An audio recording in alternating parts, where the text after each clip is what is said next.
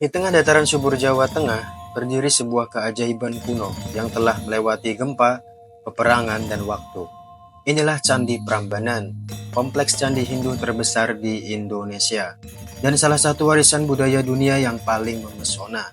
Hari ini kita akan menelusuri sejarah, keagungan arsitektur, serta cerita-cerita abadi yang terukir di setiap reliefnya. Jangan kemana-mana, tonton terus videonya. Dukung kami dengan like and subscribe. Semoga kalian selalu bahagia.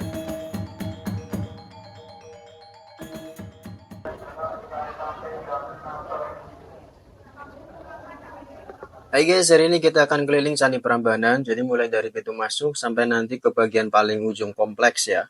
Gak cuma lihat candinya, tapi kita juga akan nikmati suasana dan juga sejarah dan beberapa spot tersembunyi yang kadang banyak dilewatkan orang. Yuk kita mulai dari sini. Harga tiketnya dikenakan 50.000 per orang. Setelah masuk lewat pintu utama dan scan tiket, kamu akan jalan sedikit melewati taman terbuka dan jalan paving yang bersih. Di sisi kanan kiri ada papan info dan peta area, jadi jangan lupa cek dulu biar tahu arah ya. Suasana di sini adem banget walaupun matahari lagi terik, tapi luas dan udah terasa banget auranya.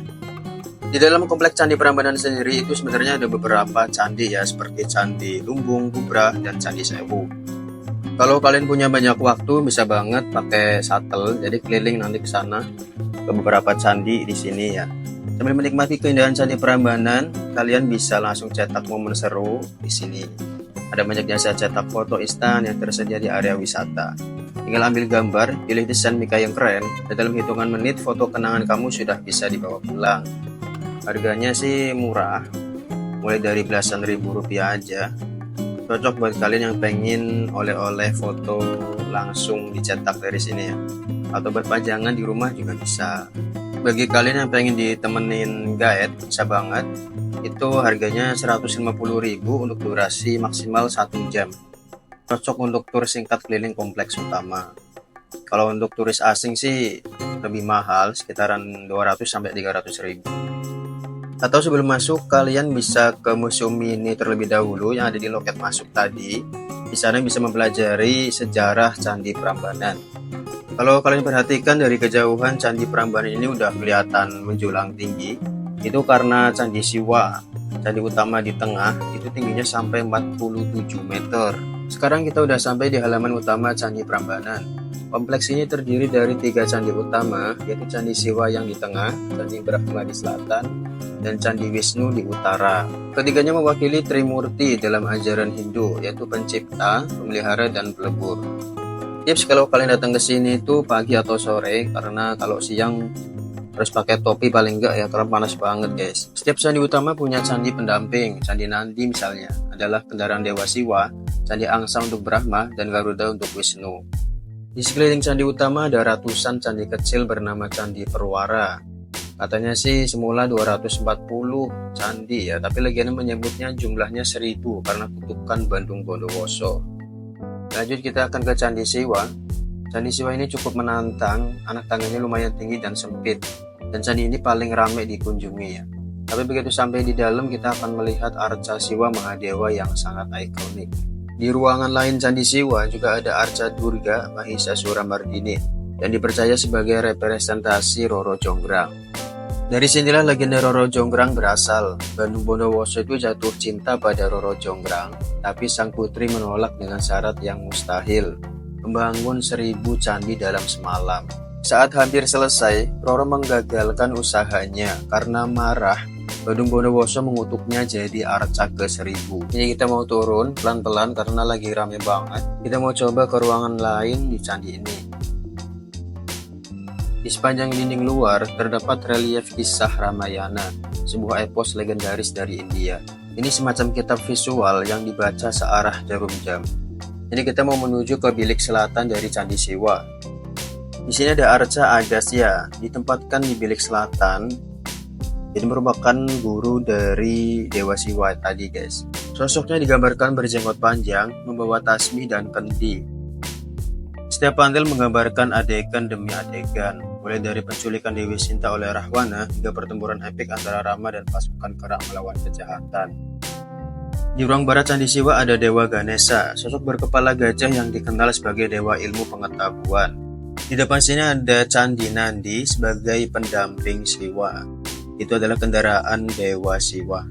Sebenarnya masih ada dua candi utama lagi guys, yaitu Brahma dan Wisnu. Cuman ini karena sore, jadi aku mutusin untuk keluar aja. Tapi aku bakal ceritain ke kalian ini sambil jalan keluar ya. Jadi di sebelah selatan Candi Siwa berdiri megah Candi Brahma. Salah satu dari 3 candi utama di kompleks tadi. Candi ini didedikasikan untuk Dewa Brahma, sang pencipta dalam ajaran Hindu, yang dikenal sebagai sumber dari segala awal. Di dalam ruangan utamanya itu terdapat arca Brahma dengan 4 wajah yang melambangkan kebijaksanaan dari segala arah. Menariknya, di bagian luar Candi Brahma juga dihiasi kelanjutan dari kisah Ramayana yang tadi aku ceritain, yang dimulai dari Candi Siwa. Candi Brahma, meski lebih kecil dari Candi Siwa, tetap memancarkan aura spiritual yang kuat. Jadi ia adalah simbol bahwa setiap penciptaan, sekecil apapun, selalu memiliki makna yang dalam. Kalau kalian bisa pulang malam sih, mending lanjut nonton Ramayana Ballet. Ini seru guys. Nah, kalau Candi Wisnu itu berdiri di sebelah utaranya dari Candi Siwa.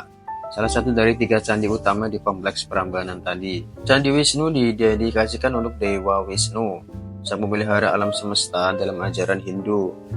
Ia dikenal sebagai penjaga keseimbangan dan pelindung kehidupan. Di dalam ruang utamanya terdapat arca Dewa Wisnu dengan 4 tangan, masing-masing membawa simbol kekuatan, cakra, trompet, gada, dan bunga teratai. Dinding luarnya itu dihiasi dengan relief kisah Krisnayana, yang menceritakan tokoh Kresna, yaitu inkarnasi Wisnu, dalam perjuangan dan kebijaksanaannya. Meski ukurannya lebih kecil dibanding Candi Siwa yang utama tadi kita kunjungi, tapi aura dan keseimbangannya itu terasa begitu lebih berasa ya di Candi Wisnu. Jadi pesan yang disampaikan dari Candi Wisnu itu bukan hanya monumen masa lalu, tapi juga pengingat bahwa menjaga kehidupan dan keharmonisan adalah tugas suci bagi setiap manusia. Ada rusa-rusa di mini zoo. Wah, ini anak-anak ya ngasih makan feeding ya. Ini bebas apa bayar ya? Wah, kalau bebas takutnya malah anak-anak nanti kasih makan sembarangan ya.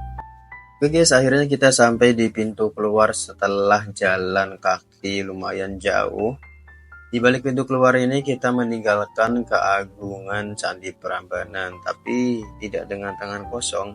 Kita pulang membawa lebih dari sekedar foto. Kita bawa cerita, sejarah, dan rasa kagum atas warisan leluhur yang luar biasa. Prambanan bukan hanya tempat wisata, tapi juga ruang belajar tentang cinta, keyakinan, dan kebesaran peradaban.